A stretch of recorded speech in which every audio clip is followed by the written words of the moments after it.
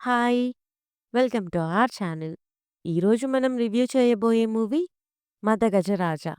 ఈ movie 2016లో release అవ్వాల్సింది. But reason తెలీదు కానీ అప్పట్లో ఆగిపోయి ఇప్పుడు 2025లో రిలీజ్ అయింది. స్టోరీలోకి వెళ్తే హీరో అండ్ తన ముగ్గురు ఫ్రెండ్స్ చాలా ఇయర్స్ తర్వాత వాళ్ళ స్కూల్ టీచర్ కూతురు పెళ్ళికి వచ్చి అక్కడ కలుస్తారు. ఆ పెళ్ళిలో వాళ్ళ ఫ్రెండ్స్ పైకి హ్యాపీగా ఉన్నా అందరి లైఫ్‌లో ఏదో ఒక ప్రాబ్లమ్ ఉంది అని తెలుసుకున్న హీరో వాళ్ళ ప్రాబ్లమ్స్‌ని తన ప్రాబ్లమ్స్‌లా ఫీల్ అయ్యి సాల్వ్ చేయాలని డిసైడ్ అవుతాడు. అలా డిసైడ్ అయిన హీరోకి ఎదురయ్యే సిట్యుయేషన్స్ ఏంటి? విలన్స్ ఎవరు?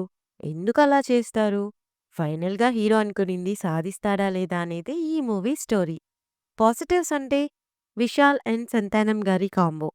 అండ్ సంతానం గారి వింటేజ్ కామెడీ ఈ మూవీకి ప్లస్.